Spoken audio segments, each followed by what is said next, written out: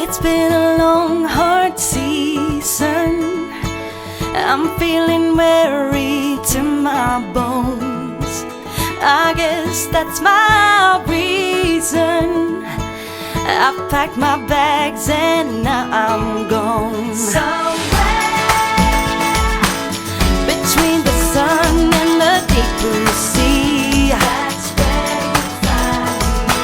Tender red, flat out on a beach bed, that's where you find me. Working on my fishing skills in a little boat that I'll rent. Ain't got nothing but time to kill. No vacation's been more heaven sent. Somewhere between the sun and the deep blue sea, that's where you find me. Tender red, flat out on a beach bed, somewhere between the sun and the deep blue sea. My feet in the sand, green umbrella drink in my hand, that's where you find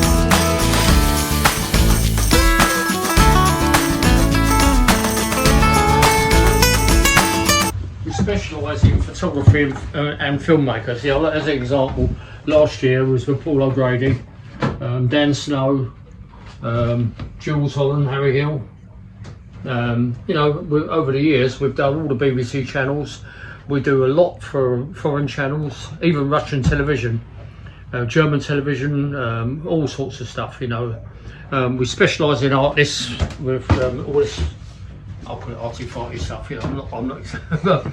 You know, we specialise in artists. We've even done the Turner Gallery. All sorts of. Our trips are very specialised for special people, if you like. You know, and mostly some for the faults, but you know, this is all sorts of stuff. You know, I was 75 last month, so the whole lifetime on the water. But we've been doing this particular trips. We've had this about 25 years, so pretty well the length of the time we've had this boat. We've been doing this sort of stuff. You know, photography, film work, ex-pilot. Yeah, there it is there. No, it's that picture of it, I'm not forgetting them. Yeah, she was the Port of London Authority pilot boat, and her name was Pilot. But when we bought her, we had to change the name, part of the condition of sale. So we just simply put an X in front of it, ex-pilot. So that was just our way of doing things, you know. Yeah, so yeah, we've been involved in it for a long while, and I've operated. I first sailed into Queenboro. It must have been in the late 60s, about 1968, 69. I sailed into it for the first time. We live on the island now, halfway, but we didn't then, you know. And but I've had connections with the island since then, 40 years or so, and. Yeah, so we're still trying to keep going, and but, you know, we like to think we offer something special for people.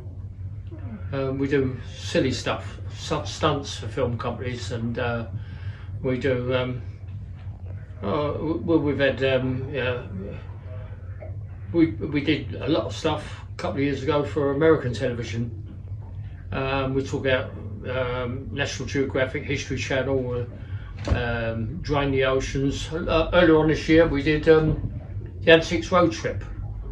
They come in and did some filming in Sheerness, and they wanted to do something else interesting, so it was the wreck they was interested in Montgomery. So we did that for them. Yeah, over the years we've done interesting stuff, you know, and but we don't, we're not a bulk passenger cargo boat. We're licensed to go 12 passengers and 4 crew, and yeah, so what we do. Some of them was little extracts for film shoots. We done some filming for World War Z and the Hunger Games.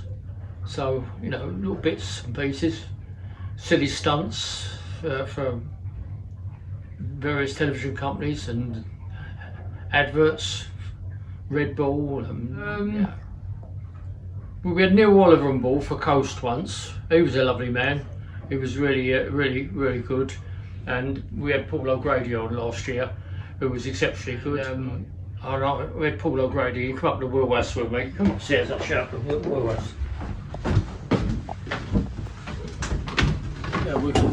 So we had Paul O'Grady up here, and he turned round. I got him to laugh with him. I said, "Do you know what, Paul?" I said, "I can remember you from about 40 years ago, up in the clubs up in London." He went, "No," he says, "I'm not as old as you." And the producer was standing where you are there, and he's going, "You two, keep it going, keep it going." So we're having a right good banter session with Paul O'Grady. And he was really good fun to be with, you know. It's Thames Estuary. It's always been the Thames Estuary. Never really got out of Thames Estuary. So all my career, it's always been the same sort of patch, really. So I've got to know the patch quite well, you know. And well, I mean, at my time in life now, you know, I don't think I want to do anything more adventurous than that anyway. But we've got a lady skipper. She was here earlier on. She does a bit for me, Dawn. She's got bigger ideas of taking the boat further afield and doing other things. So we'll just see how it goes if she does that, you know. So, and Martin, my other half, he does all the administration side of it and all the booking. And but he don't like boats. Right there. Yeah, that's all understood. Thank you. Hurricane out. Here's your echo sonar, so that's how depth of the water is right at this moment.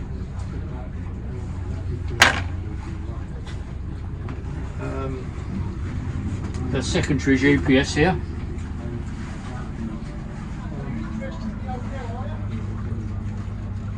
This is what's called a rudder angle indicator. If you see when we turn the wheel, see it straighten up. That's the midships there, that gives you steering. Temperatures and oil pressures and that kind of thing. Fire alarm over there, secondary radio there, handheld radio.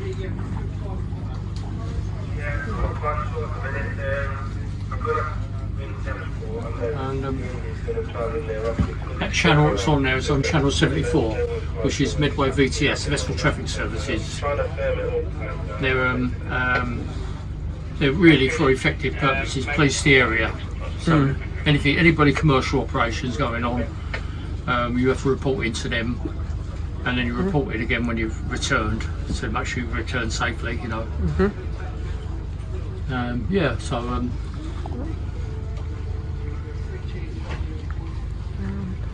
the port itself now is very quiet. If you look over there, that's it's called Thames Port, even though it's in the Medway. You see the container cranes over there. Up until a few years ago, that was very busy. This is a lovely little thing. This is brand new. This Briggs Marine, local people, and they've actually taken over from Midway Ports, supplying all their various operations and work operations. Apparently they're having about 3 of those built. It's a lovely little thing. I like that. It's what's called a line boat. You've got the bars over the top there like that. So what it does, it's highly manoeuvrable, and when a ship comes in, they have to go alongside the ship. The ship will chuck its ropes down, and the bar there's to stop it getting caught onto anything. And it will take the ropes off onto the bollards for the crew to moor up. Medway VTS, Jacob Marley, good afternoon. Just leaving Queenboro Tide Landing for a trip around the wreck. We've got 42 plus 2 on board. Jacob Marley going out. What they're doing is it's a new boat, and they've taken over for all the work from Medway Ports now, subcontracting it. So they're just showing off the boat off, and that one theirs is theirs as well. And they've taken over a long-term contract of all Medway Ports operations. It's a general purpose, what they call pushy cats. They can lift, the tow, push, general. In the modern version, there's another one there. See, nowadays these are kind of vessels people, contractors want, because that's where they're so versatile and so manoeuvrable as well. They can do a bit of everything. Now and again, and we did a very interesting one a couple of months ago, going out to what's called the Knockjohn gun tower, and she towed the gun tower out there 80 years ago to the day. We did a big photo shoot of alongside the tower. What an interesting one that was. Shining one Sunday morning, I grew up without a warning. Misty hills and dark red mountains traumatized world. Lonely boat on cold still water, locked in tower, only daughter. Lock the doors that want to open, a pool of tears. Eleanor was built by Goldwater Boats in 2005 for the first owner, who was Jan Linden. Unfortunately, he never quite finished the boat and did take it out for the first time, ran aground, returned to the berth and sold it to the second owner, who did nothing with it either. I come along by sheer fluke, having sold my barn and nowhere to live. Ambition was to buy a schooner, and at that point I was at Standard Quay looking through the magazine of boats for sale, and what came up was a schooner, and I called the salesperson for it, and she said, "Well, where are you?" I said, "Well, I'm in Standard Quay." She said, "Well, if you look in front of you, you'll see a schooner." And right at that moment, the owner walks up. So on I went, sat down, and that was that. I now took control of the schooner, did a huge amount of work, all shot blasted and repainted. All the spars were taken out and done.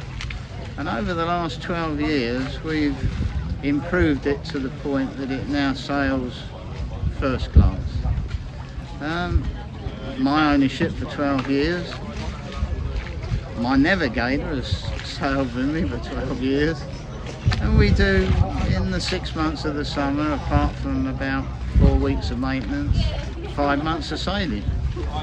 And several festivals we go to.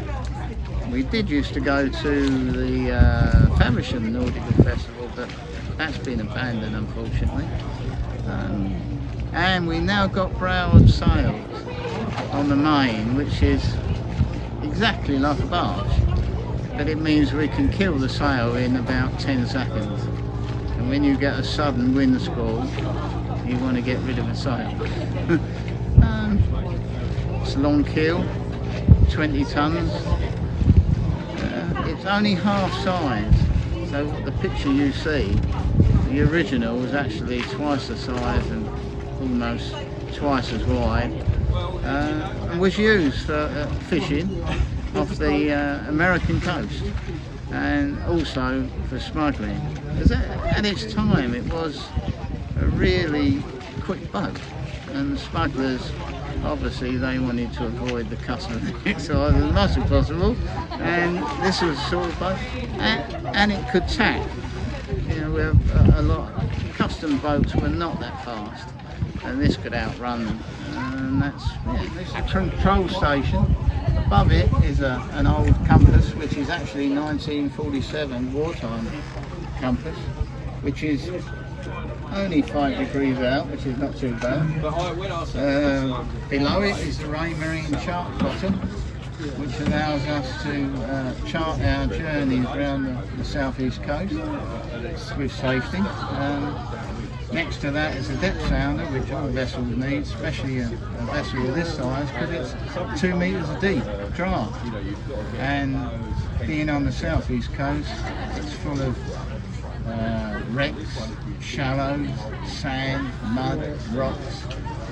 And in a vessel like this, if you was to go aground on the sand is rock hard, and she would lean over a very precarious angle, and you would mostly get smashed to bits. So below it is 2 harnesses, and this you would connect to your life jacket, so you can steer the vessel, because in a big sea you could get washed over the side, and this will save you, and you can still do the steering. This was added, this wasn't original, as was the steering, because the steering originally was tiller, and we changed it to a wheel, hydraulics, because then we can keep a course and both of us can do something.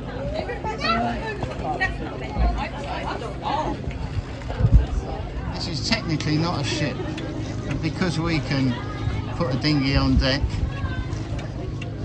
the word is that if a dinghy can't tow a ship, you can't put a ship on a dinghy, but you can put a dinghy on a ship. So we class it as a tall ship, which is most probably it is. It's got davits on the side, which to pick the dinghy off, put it in the water, because we're too old to lower it in. In front of that is the life raft. It's a 6-man life raft, which, to not have one of those out at sea, even an inflatable, getting in an inflatable at sea is not good. But a life raft, it will survive, and it'll be seen because it's bright. What else to say really? Dead eye rigging. Dead eyes is a very old way of containing the shrouds to the rail, and this is exactly what it would have when it was built originally, which was in circa 1860s. These were built just like a barge, a Thames sailing barge. Originals, they had dead eyes. Why they call them dead eyes, I'm not sure. Do you know, Dick, why they call them dead eyes? No, I don't know either. Now the bow, they look a bit like a skull, I suppose. Yeah, that could be. The bowsprit, which is right up there. If you want to walk down there, I'll come with you and you can explain that.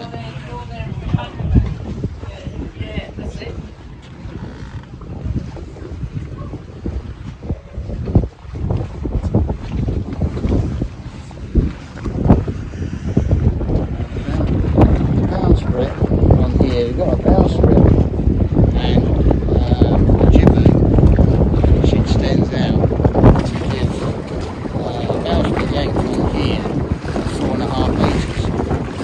The original vessel that was twice the size of this, it was actually more like 30 feet, and they called it the Widowmaker because going out on that at 30 feet you can't be a brave man. Above it is a staysail boom. That's this one here, and that you can it means you can self-tack it. So you can, if you want to pan round, you connect it to that, and that will self-tack. So when you go into the wind, you turn off to come about. This will do it automatically, as all the sails. They all run on their own. Once you've set them once, you can just keep sailing. And that was one of the benefits, that when these were fishing boats, you would have maybe 4 or 5 dories on board. All the dories would go off and go line fishing. And that left just the cook, basically. And he would sail the ship while they all done the fishing. And you could only really do that if you didn't have to do anything other than steer. So that's what they did. Well, welcome aboard Cambria. This is a Thames sailing barge built and launched in 1906. She's famous for being the last barge to carry a commercial cargo in the United Kingdom. And that was in October 1970 from Tilbury to Ipswich. We now do charter work and take young carers sailing, adult groups and whatever people want to do, sailing around Kent, Essex and Suffolk. This is our compass that we use to navigate with. I think it was her original one, but I'm not sure. Our wheel was replaced in the rebuild because the other one got lost somewhere. The original design of the wheelhouse when she was built was replaced. All the rigging was new 10 years ago. All the sails were built by Steve Hall at Colesbury.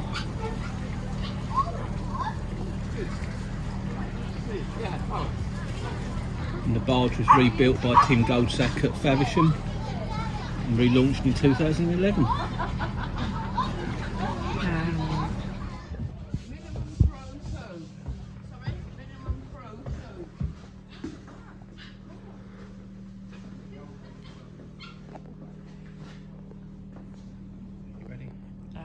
Right, this is what was the main hold where the 180 tonne of cargo would have been loaded, which is now our saloon.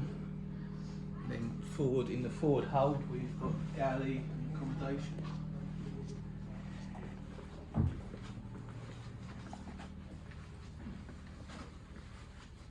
We've got enough accommodation for 12 people plus crew, full galley for catering.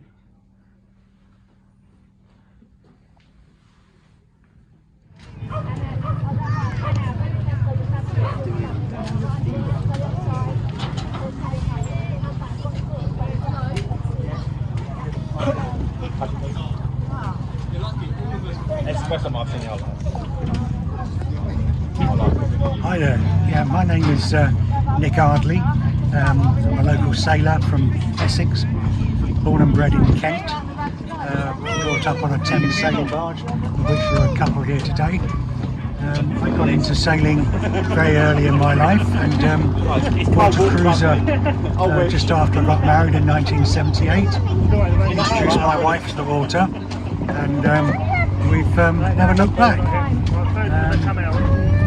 We bought this boat in 1983, the year she was built, and we've been sailing her for just about 40 years.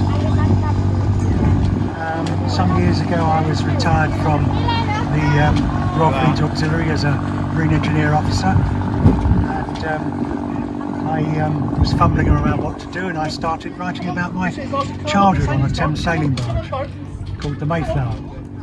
From that spawned my first book, and then I began writing about the Thames estuary and the myriad of rivers and creeks, all based around this vessel. You can find me on nickardley.com, where there's a series of books, and currently at the moment I'm working on my latest work, which is due for publication later this year. Okay, this is down below this fine vessel called Queenboro. She's a Finesse 24. She's 24 feet long, built entirely of wood. This is the main cabin, the galley area. We've just prepared lunch. My wife's outside in the cockpit, trying to enjoy hers in peace. So coming round again, main cabin, going through to the forward end. This is the main area we use for our sleeping. We can turn it into a platform bunk. This is the loo area. Coming back out into the cockpit.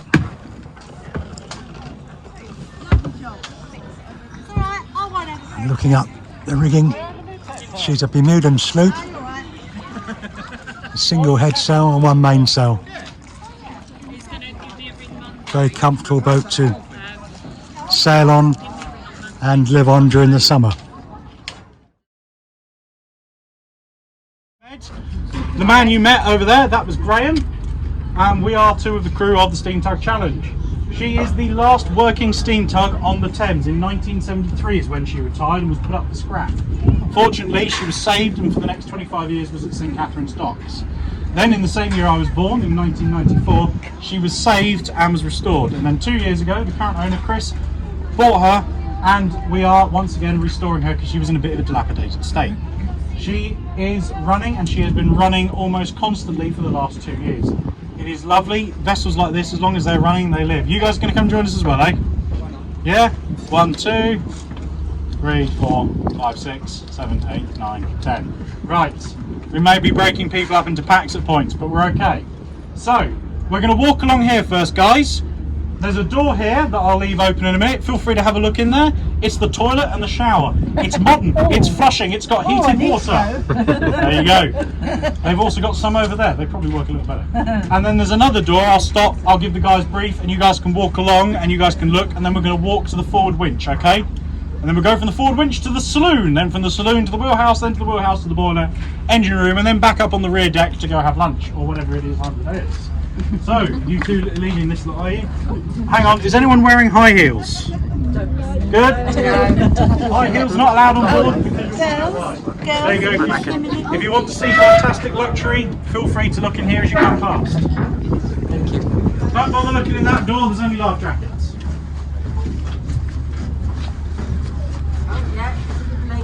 Morning. Right, so let's get you all lined up along the side here. I'm going to precariously sit my bum here. Right. But I say, don't let any more join on the end, Graham. There's already not enough space. But I'll point out, this tug needs a crew. Used to work with a crew of 9. We've now got enough for 2 crews. So anyone fancy just like stealing some Belgians with her? Point out, Challenge can tow. You know, I may do that when we're inside, but she can tow about 12 to 15,000 tons, so we can take this pontoon away. So if you guys look along the side of the superstructure here, you'll see patches that are like welded, badly welded holes. All of that was done in July 1945 when a V1 Doodlebug landed next to her in the Royal Docks in London and filled her full of shrapnel, set off a few fires, bent a rib in the crew room and threw the chief engineer down the staircase. He was okay though, and his descendants are fantastic people we're still in contact with today. However, they didn't sink her. Well, hey, there's a cheer about a point. As you come along though, guys, we have our fire cupboard here. And if you come along, open the door, close it for the next people, open it again. Last person, close it properly. On the inside, you'll see shrapnel damage, including a very big lump. So come along this way and have a look. He looks after that for its owner, and he's actually welding something up on it today. This is our steam winch. When it runs, these drums at the end spin. We can wrap ropes on these drums to tow them in, and I've just realised one of these drums is different to the other. Sorry, ignore my random latherings. We can then use these little wheels at either side to engage one or both of the anchor chains. We then release the brakes, and we can raise and lower our anchors. On the port side, which is left, we have a long anchor for deep water, and on the starboard side, which is right, we have a shorter anchor. Not that I think it's that much shorter, but it is apparently. But yeah, there we go. I'm sure you guys saw the anchors on the front as you came along the pontoons. Yeah? Yeah, big anchors. They weigh nearly half a ton each. And we once hauled one in using this poor old thing, which is also about 90 years old. Challenge, I don't know if I mentioned, was built in 1931. She has been through the Second World War, hence the Doodlebug. So from here, what I'm going to do is I'm going to split you down into like 3 groups. And I'm going to show you what door to go into, but you're going to go into this room first. That is our, and what I'm going to do is I'm going to tell you about what the rooms are, because when you've gone in that room, you can go downstairs, but that way I can tell you what's in there and you can go in, have a look, and then come back out without me having to get in your way. Everyone happy with that? Yeah? If there's any questions about anything, come up and ask me. So, that is the chart room. Back before she had a wheelhouse, which was most of her working life, she only actually had that during the Second World War, she had a chart room in the shelter in there, so that's where the chart room is plotted. It's got a lovely big bench seat and a little table that comes out. Once you've had a look in there, you go down the steps. At the bottom of the steps opposite is the Chief Engineer's cabin. Have a quick look in there, it's quite nice. Opposite the Chief Engineer's cabin is a bathroom. That used to be a pantry, so it's where they kept the foodstuffs. Then you go into the main saloon area. Get in there, feel free to sit down some places. We've got some old pictures of Challenge, including 2 pictures of her in the 30s, one of which is her actually being launched in her beginning of her life. There is also on the desk a cat badge. Hey buddy! There is a cat badge from the company that used to own Challenge, which is the Elliott Steam Tug Company, also nicknamed Dick and Page. Now, in the saloon you'll find there's a door at the other side. If you look in there, that's the skipper's cabin. You will also see 2 big pipes coming down through the dining room table there. Those pipes are for our anchor chains that are here, so that end goes straight down through the saloon. There is the table and the benches in the saloon and a fireplace. That is where the crew would have ate their meals and had their downtime. Yeah? There are 7 other crew beds right at the back of the tug, which is where I sleep. Unfortunately, that's all closed off today because, well, it's a mess and a bit hazardous and I sleep in there. So, you know, it's a mess, even more than the rest of it. There are lots of bits of timber that have been removed and open areas. Everywhere you're going to walk is safe, just watch your footing. And I know it looks a bit of a shambles in there, but it's purely because we're currently carrying out inspections on the bulkhead between the forward and the boiler room. Yeah, this is one of 3 hatches on the deck we can open up to try and get more ventilation in. Obviously, being a very large boiler, it's very hot. And mind you, the engine room actually feels hotter in the end because you get circulation through the boiler room because of the fans. I'll talk to you guys about this when we're in the boiler room. Someone's late, there we go. So this is the upper deck. As I said, this is where a lifeboat would have been. Our lifeboat was beyond repair and has been sold for raising funds. It wasn't an original one, have no fear. In here is our steering engine. So in the wheelhouse there are 2 wheels. There's the big wheel, which someone's playing with right now, and there's the little wheel. That little wheel is called the pilot's wheel, and that connects to this steam engine. And what happens is when that turns, a valve, which fingers, that bit on the top, you can see it turns slightly just there. Oh, there we go. That turns, that opens a valve, and that releases steam, which runs the engine, which then turns the drum with the chain on. That chain then goes along the back end, and you can see a black half circle underneath the wooden counter at the back there. That's the tiller, which is attached to the rudder, which, as I said, goes down to 13 foot below the waterline. You can then swap using this lever, and you can swap to the big wheel, which is the manual / seagoing wheel. That one is operated purely on brute strength alone. Everyone happy? Now, did you all see the binnacle in the wheelhouse? The big brass thing in the middle? That's got the compass in. To the left of it, we have the modern navigating table. And then to the right, you guys see the thing to the right in the front of the wheelhouse there? That's the telegraph. That connects to another one in the engine room. And if someone could ring that, then move it around. Those of us in the engine room, slowly getting deafened by the noise of working machinery, hear that, we look, we're told, we're going to go that speed, and off we go. But we'll do more of that when we're in the engine room. We can have a look at some comments. There we go, nice work. Does that feel quite smooth, or is it still a bit stiff? Still quite stiff. Yeah, something's stuck, I think. There we go. But yeah, that's the wheelhouse and the steering engine. Are there any questions? By the way, when you were towing, you would usually stand there and face backwards. And apparently there used to be one skipper on the Thames, he was a little short and you had to keep jumping up to see properly. Apparently one day he jumped up and got his shirt stuck on the pilot's wheel of the tug he was operating and had to be rescued.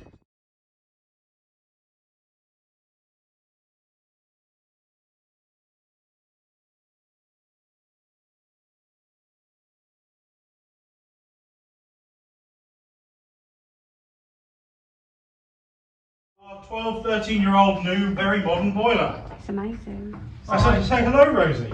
Hi, Rosie. There we go. Thank you so much. Right. Holy cows, are you? So, she originally had a Scotch type boiler that weighed 50 tons extra and held twice the amount of water. But Rosie here is 84% efficient, which is twice the efficiency of the old boiler, roughly. She works at a maximum pressure of 200 psi or 13.8 bar, and she runs very well. Now, these 2 big blue bits here, these are the fans which connect to the burners which heat her, and then we have tubes behind these panels that the heat goes through, which then warms water which is on the outside. Either side of her, you can see these 2 big tanks. They hold 4,500 litres of water each. Those are what supply spare water. She holds, I think it's about 28,000 litres of water in the boiler, and we can use 7,000 litres an hour burning and turning it into steam. However, the engine then saves 98% of that steam and returns it, so we are pretty efficient. We also don't make smoke anymore because she's so clean burning we don't make any steam. Well, you don't make any smoke that's visible. You will easily see a nice heat haze. So we've got our generators over there, they are what run the burners. Now, you know I mentioned earlier about the V1 bomb attack and I said a damaged rib is in this boiler room. Who's willing to do a little bit of walking along a catwalk and have a look at it? I'll do that. Right, I'm going to come down first because there's so many of you. By the way, I said earlier she was cold burning originally. When she was converted to oil burning in the 60s, this was put in. This is what would heat and then pump the heavy fuel oil she was using.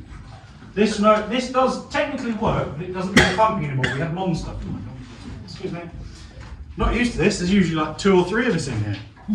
There we go. By the way, that hatch cover right there, that's all that's keeping you from being flooded by 28 tons of water at the minute. It's all right. It's about that thick and one of its gaskets is behind you. Sorry there. Right, so a couple of you at a time. What we're going to do is we're going to walk along here. Get to the end, look up in the top left corner and you will see a damaged rib with rivets that have been pulled out of it. That has not been repaired for 70 years and it still holds. Okay, so let's have you 3 go to start with and then you can come back. And then we're like, oh, you can grab. Much has changed just by having this. But yeah. And also, do you guys see underneath where it says Rosie, there's like a penciled in black line on the front of the boiler? That, who here, put your hand up if you're underneath that line currently. Should be all the kids. Yeah, there you go, you're all underwater. I'm okay, my head's above it. Right. How are we doing, boys and girls? Everyone enjoying the dark tunnel of doom? On either side of us through this tunnel is where we would normally, if we were full, have 110 tons of fuel. It's currently like 20. And I'm going to squeeze past and try and find myself a corner to hide in. Oh my lord. Right, okay, this is my corner now, this is my living room. You know what, actually, you know. Right, hello everyone. It's a really good job I degreased this. If I fall down and break something, someone call an ambulance because all the first aid kits that were in reach are out of date.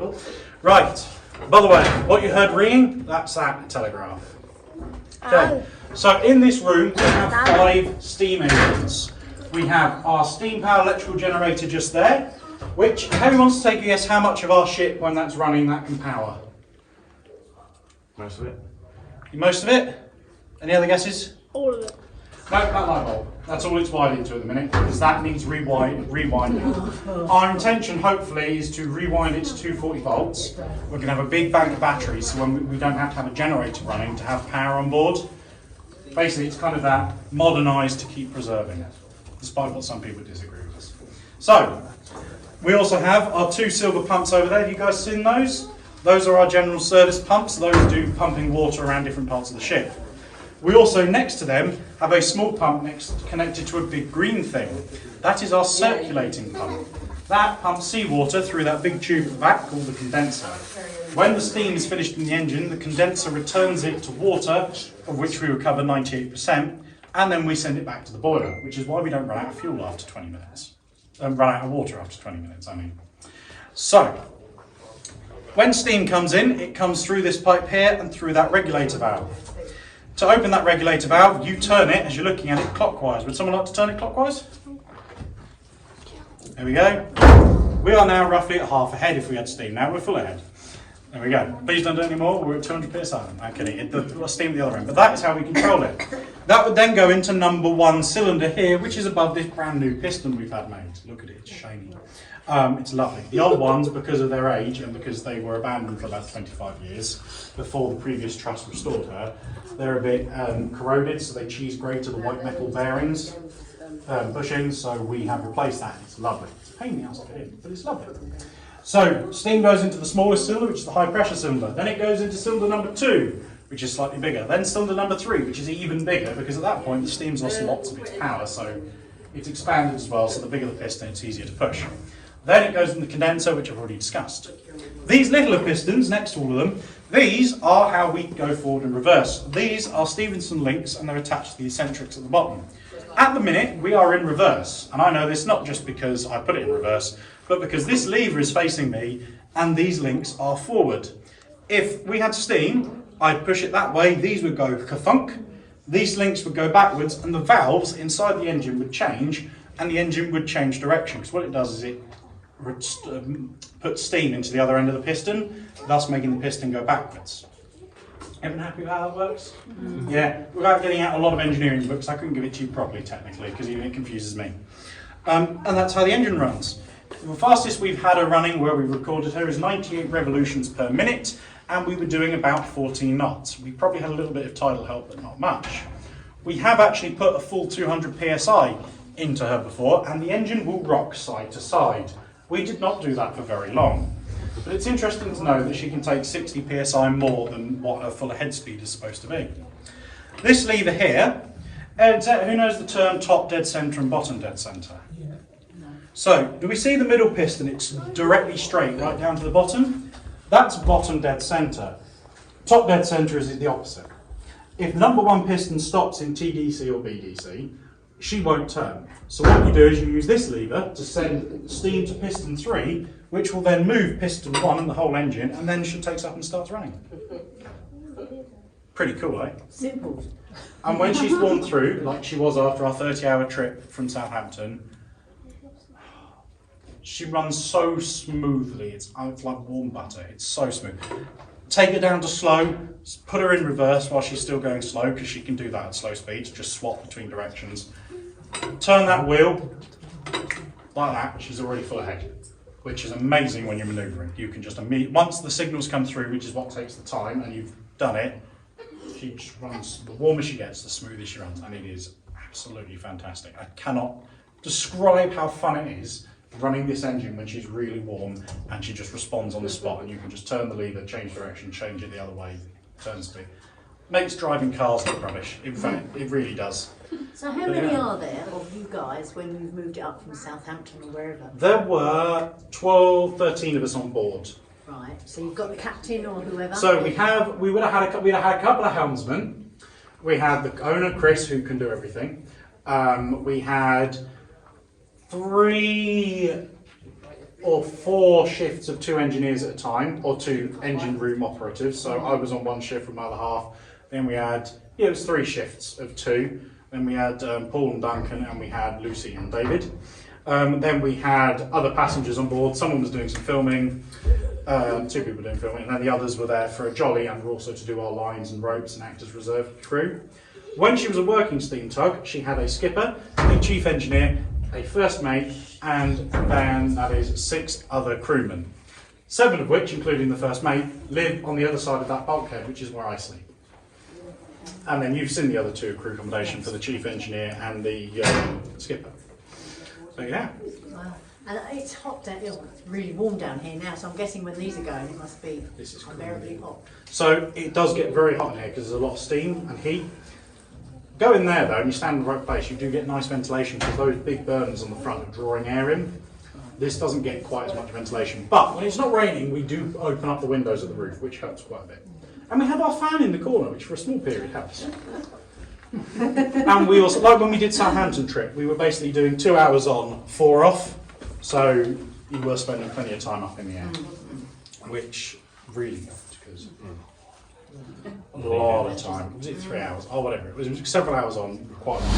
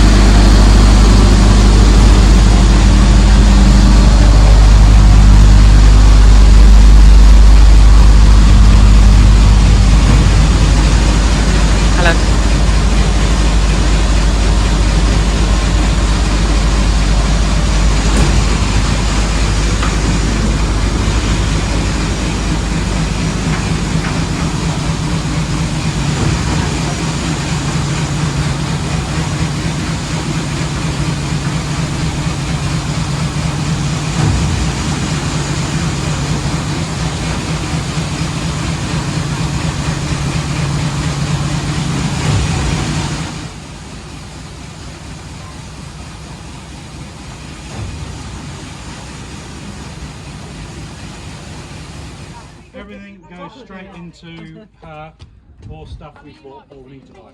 All the best, thank you. Thank you very much. Right, very good.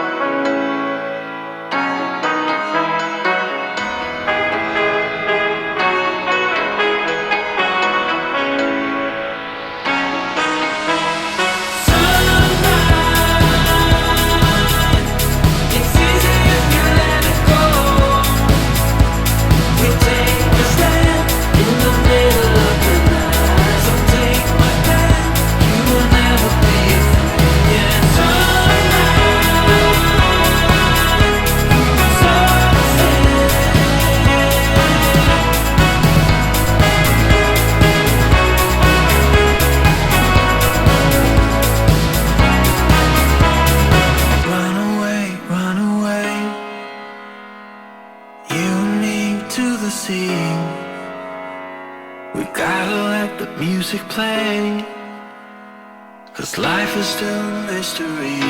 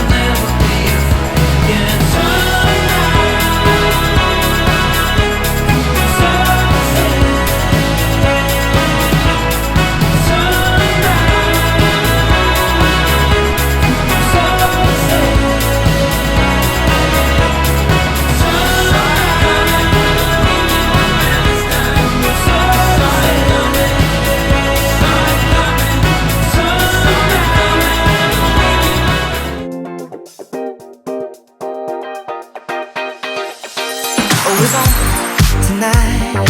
Throw that thing from left, right, side to side. Yeah. All my friends are here. Play my favorite song right on top. Yeah. And we never stop. Music bumping, we just keep on rolling.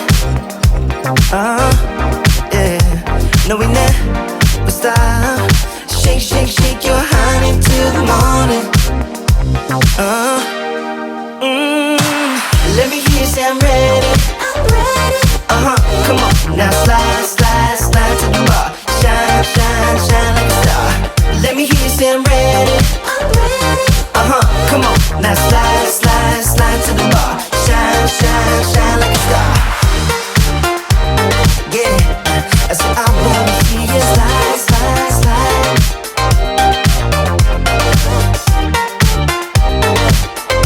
I said I wanna see you shine, shine, shine.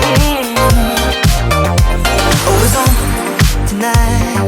Throw that thing from left, right, side to side. Yeah. All my friends are here. Play my favorite song right on time.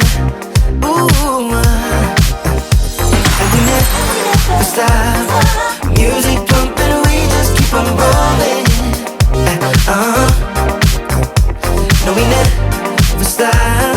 Shake, shake, shake your honey till the morning. Let me hear you say I'm ready. I'm ready. Come on, now slide.